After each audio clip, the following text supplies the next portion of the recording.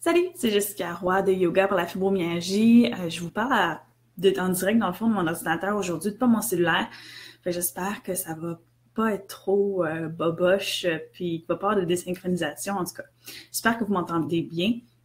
Et aujourd'hui, je vous parle de pourquoi est-ce que le yoga fonctionne. Donc, depuis longtemps, je vous vante que le yoga fait vraiment une grosse différence si on a la fibromyalgie ou des douleurs chroniques. Et je vous donne plein d'exercices pour vous aider, mais je ne sais jamais vraiment expliquer pourquoi ça fonctionne. C'est quoi les raisons un peu plus scientifiques pour pouvoir comprendre pourquoi le yoga fait réellement une différence. Et donc, c'est ça.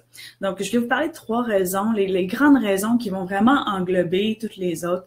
Chacune des raisons, on pourrait donner 1001 exemples, mais j'ai voulu faire ça un petit peu plus rassemblé, ramassé pour que ça soit un peu plus concis. Sinon, on pourrait en parler pendant vraiment très longtemps.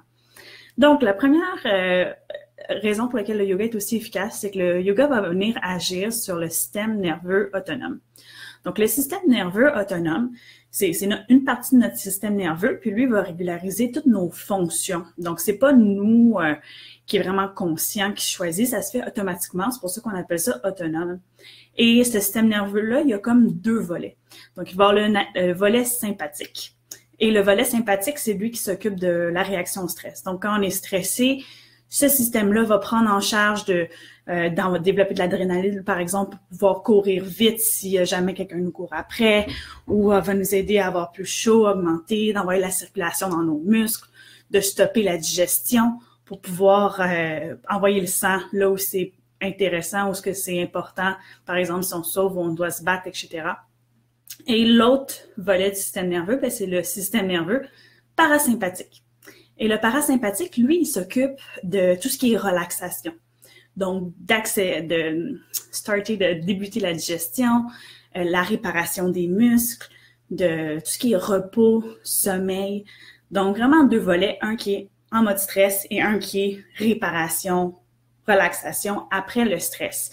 Et ces 2 systèmes-là font partie du même système, le système nerveux autonome, et les 2 fonctionnent en même temps, à plusieurs volets. Donc, c'est vraiment pas un ou l'autre. Les 2 travaillent en même temps à plusieurs niveaux. Donc, ça, c'est pour vous simplifier ça très rapidement. Et le yoga va venir affecter ces systèmes-là. Donc, c'est pour ça que c'est aussi efficace avec la fibromyalgie. Avec la fibromyalgie, on a tendance à être beaucoup dans le système nerveux sympathique. C'est comme si on est toujours en réaction au stress. Et ça le paraît dans nos symptômes. Donc, on a des problèmes de digestion, mais c'est parce que le parasympathique n'embarque pas. Donc, si on est dans le stress, le corps, quand on est stressé, il se dit, c'est pas le temps de digérer, c'est pas le temps de dormir, c'est le temps d'être tendu, d'être prêt à l'action. Et le yoga, c'est prouvé, aide à ramener vers le parasympathique. Donc, aide à déclencher une réponse de relaxation qui va nous aider à augmenter un peu notre parasympathique. Donc, c'est pour ça qu'avec le yoga, ça va avoir des effets sur la digestion, donc améliorer la digestion. Ça va nous aider à mieux dormir parce que ça vient déclencher le parasympathique. Le yoga aussi, ce qui est bien, c'est que dans une pratique de yoga qui est bien structurée, on va aller vers l'excitation, puis on va aller vers le repos. Et plusieurs fois comme ça dans la séquence, jusqu'à la fin, arriver avec Shavasana, notre posture de relaxation finale qui vient vraiment déclencher le parasympathique. Et ça, ce que ça fait à long terme, c'est comme ça réenseigne, ça réadapte notre cerveau, notre corps à dire, quand tu t'excites, tu es capable de te relaxer. Donc, quand tu vas dans le sympathique, tu es capable d'aller dans le parasympathique et de te relaxer à nouveau. Et avec la fibromyalgie, c'est comme si on perd cette capacité-là à dire, c'est normal de s'exciter, mais ensuite, il faut se relaxer. Et c'est comme si on reste toujours excité. Et le yoga va nous aider à dire, après une période d'excitation, il faut redescendre, il faut se relaxer. Donc ça, c'est une première raison, comment le yoga affecte le parasympathique et aide à déclencher la réponse de relaxation. Et ça, c'est juste après une séance. On va déjà avoir une petite augmentation.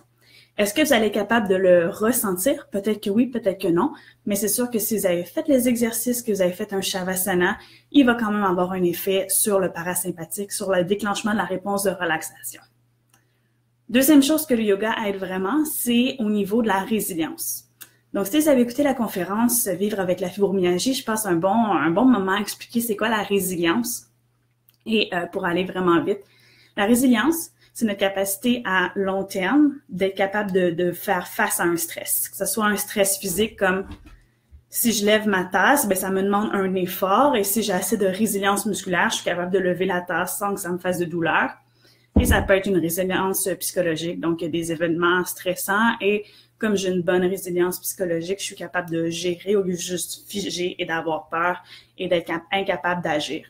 Donc le yoga augmente la résilience comme ça à long terme, augmente la résilience physique à cause de tout ce qui est exercice, donc musculation, équilibre, stretching, étirement, qui va augmenter la résilience physique, va aussi augmenter la résilience psychologique à cause de la méditation. Donc, la méditation, à chaque fois qu'on pratique des trucs comme rester concentré sur notre respiration, ben, on développe notre capacité de concentration, de rester focus, de suivre un but.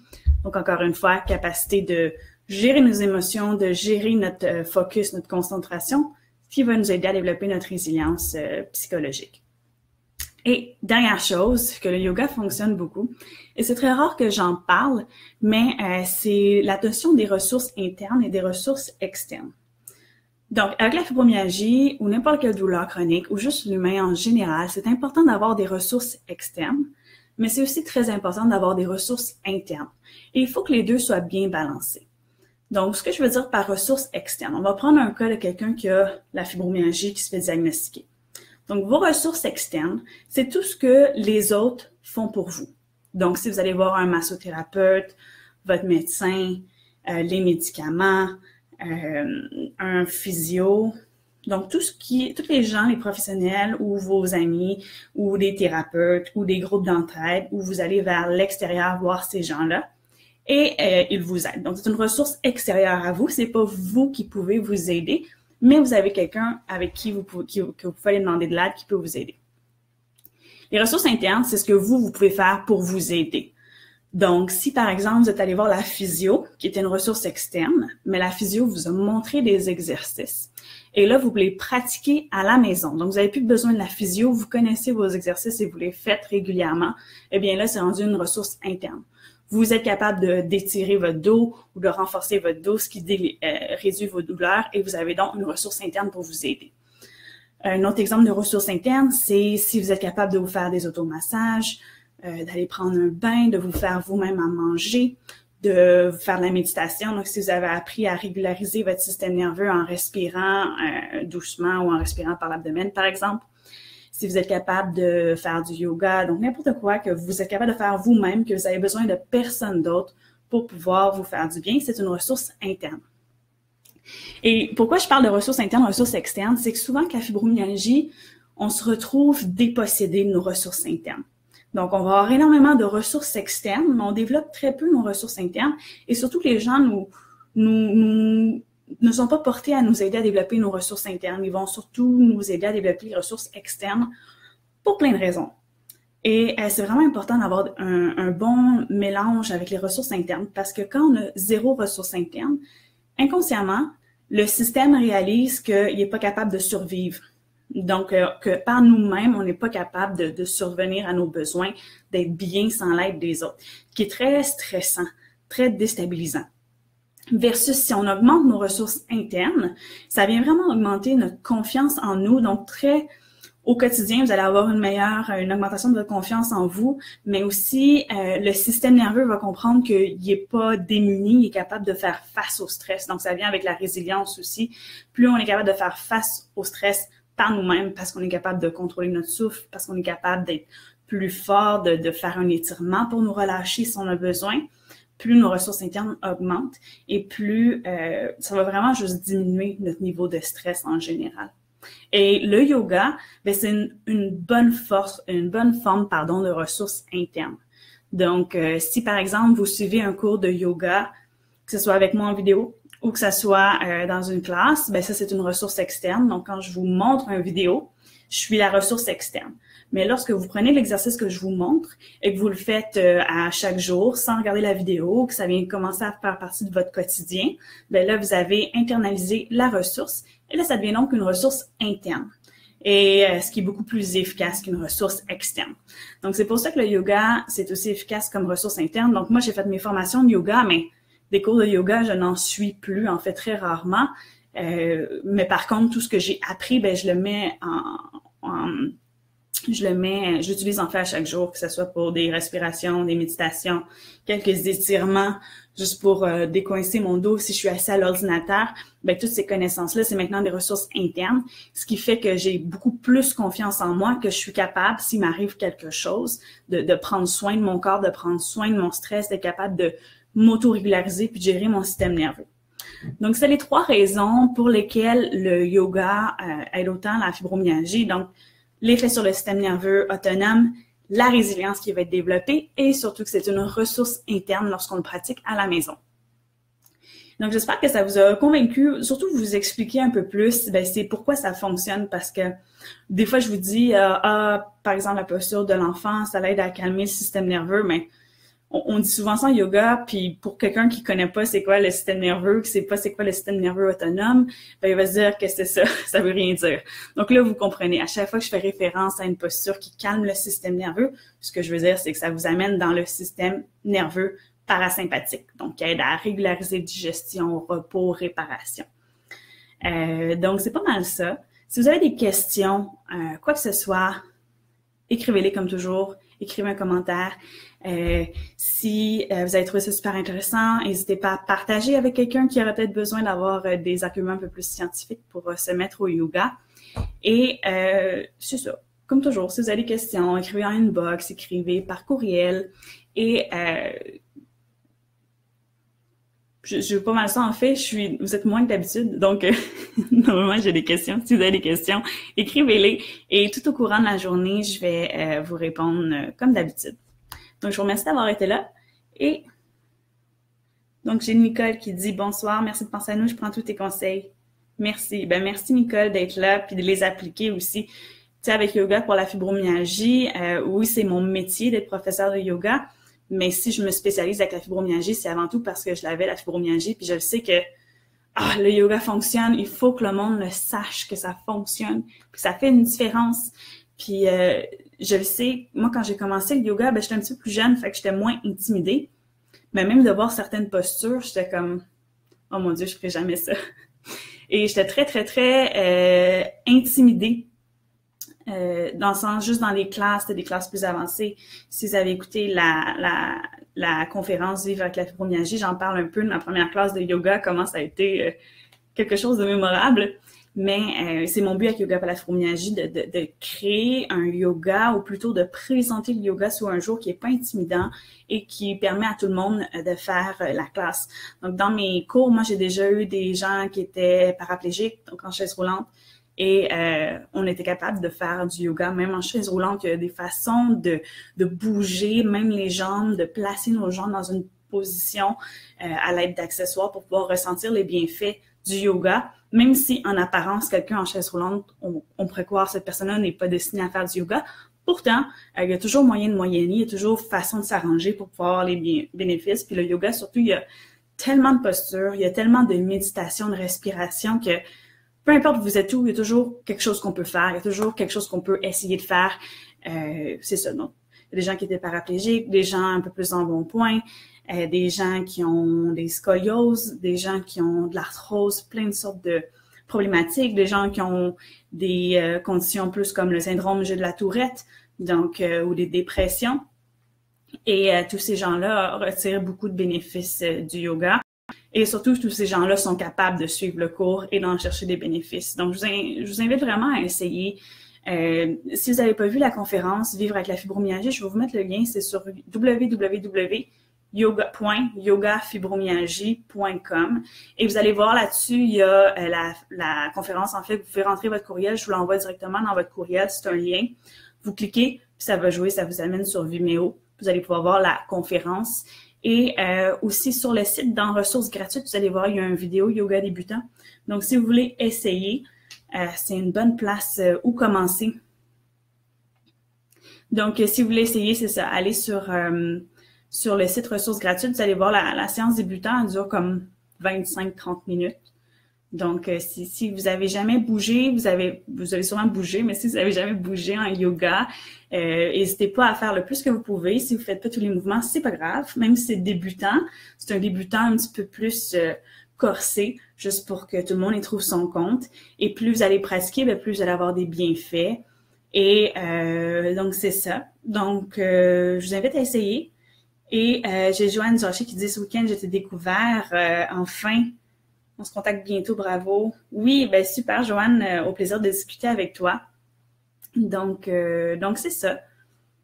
Je me rends compte que je suis rendue, que je tourne en rond, puis je déparle. Donc, je vais cesser maintenant. Et encore une fois, je vous invite à aller voir la conférence. Je suis vraiment fière. Et je trouve que ça résume vraiment bien tout yoga pour la fibromyalgie, le côté encore un peu plus théorique. Donc, si vous avez aimé ce qu'on a parlé aujourd'hui, d'aller un peu plus parler du système nerveux, d'aller parler de résilience, ressources internes, ben la conférence élabore beaucoup plus là-dessus. On parle de résilience, donc on parle un peu plus pourquoi concrètement la résilience fait une différence, pourquoi le yoga augmente autant la résilience, donc on va beaucoup plus en profondeur. Puis on va aller aussi parler de motivation, donc comment rester motivé. On va parler de écouter son corps. Donc, qu'est-ce que ça veut dire écouter son corps? Puisqu'on se fait toujours dire écoute ton corps, écoute ton corps. Puis on se fait pas dire vraiment ben c'est quoi écouter son corps? Comme je me souviens plus, une dame qui suit Yoga pour la fibromyalgie commentait dans un autre Facebook Live et je me souviens plus de son nom, mais disait si on écouterait son corps, en fait, on bougerait plus du tout. Parce qu'on a tellement mal, on bougerait plus. Mais écouter son corps, si on bouge plus, c'est pas écouter son corps. Donc, ça va pas nous donner les résultats qu'on veut d'aller mieux. Et à quoi les médecins font référence quand ils disent d'écouter son corps. Donc, dans la conférence, on aborde plus ce sujet-là. C'est quoi écouter son corps, puis comment on peut le faire? Et une fois qu'on a appris comment écouter son corps, ben je vous donne des petits trucs de motivation, comment rester motivé. Très, très simple. C'est des trucs que moi, j'applique au quotidien. C'est des trucs que je donne à tout le monde parce qu'ils sont efficaces. Donc, ça vaut la peine d'aller écouter, même si de tout ça, vous ressortiriez avec juste un petit truc à appliquer, ben je trouve que ça vaut la peine. Des fois, juste un petit truc qu'on peut en retenir, en ressortir, va faire une grosse différence. Et la conférence, moi, c'est comme des petits trucs que j'ai pris à gauche, à droite, à travers les années, qui ont fait des grosses différences chez moi, et je mets ça en un paquet, puis je vous présente ça. Donc, je vous invite à aller voir ça. Je vais vous mettre le commentaire. Et en plus, vu que je suis sur mon ordinateur, je peux directement, je peux directement vous écrire le lien. Donc, je vous écris le lien pour voir, oups, je fais des fautes d'orthographe, pour voir la conférence. Oui, la séance.